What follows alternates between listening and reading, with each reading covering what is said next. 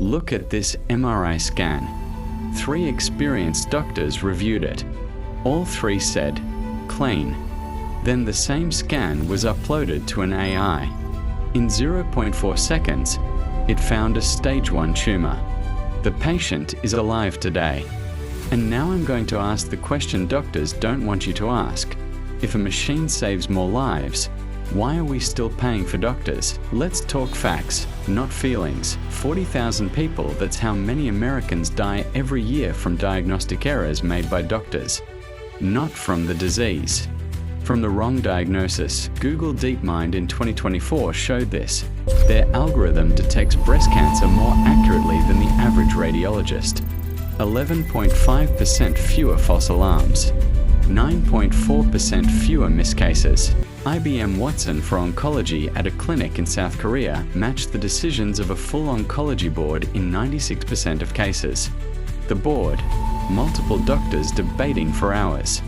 Watson, 3 minutes.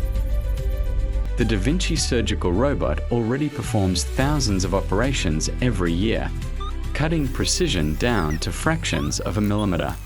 The human hand physically cannot match that.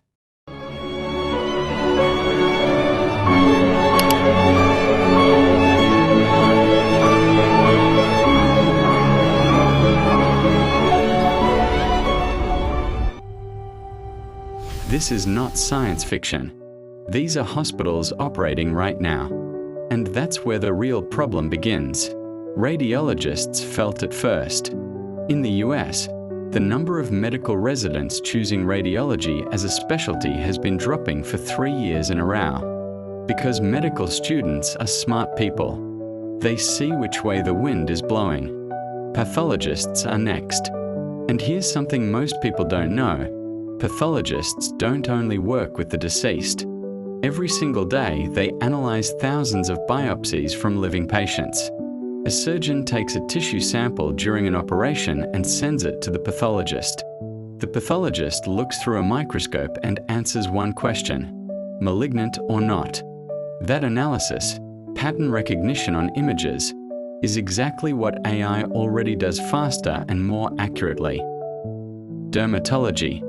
In 2018, a Stanford algorithm diagnosed melanoma more accurately than 21 certified dermatologists. 21 specialists against one program. This doesn't mean every doctor disappears tomorrow. But it means this: if you're studying medicine right now, and your specialty involves analyzing images, data, or patterns, you are entering a profession that is already shrinking. And nobody is telling you that honestly. Why? Because medical universities profit from your tuition. Hospitals fear panic. And politicians don't want to explain to voters that their children chose a dying profession. But here's where the story gets complicated. And where most YouTube channels stop, because what comes next is uncomfortable. Japan tested an AI psychologist in oncology wards. The task: emotional support for patients with serious diagnoses. The survey results: patients rated the AI higher than human psychologists on the metric of feeling heard and understood. Not because the robot is kinder, because it has infinite patience. It doesn't check the clock. It doesn't think about the next patient. It didn't just finish a night shift, and this is where our real existential crisis begins. We always said, AI can calculate, but it cannot feel. Medicine is not just a diagnosis, it's care, warmth, human connection.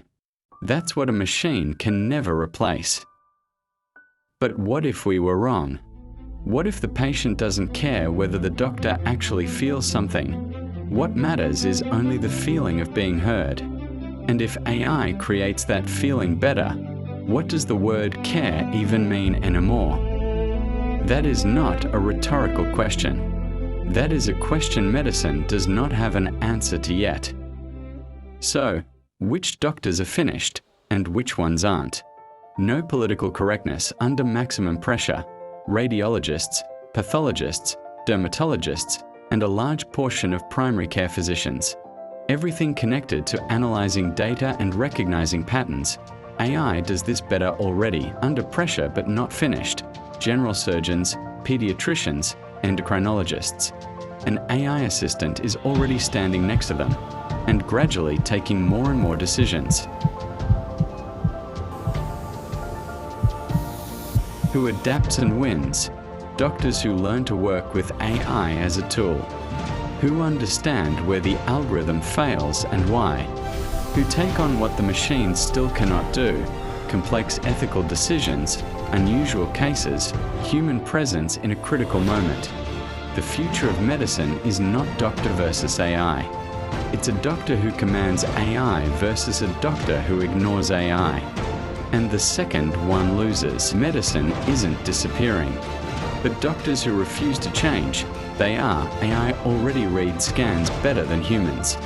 Already predicts risks before symptoms appear. Already drafts prescriptions, but it doesn't sit with you at 3 in the morning. It doesn't decide when the data isn't enough. It doesn't take responsibility. The future belongs to those who take the best of both worlds. Doctor plus AI, that's not a threat to the profession. That's its new form. You adapt or you're out. The choice is already being made. Right now, if this hit you, subscribe. The next episode will be even harder to ignore.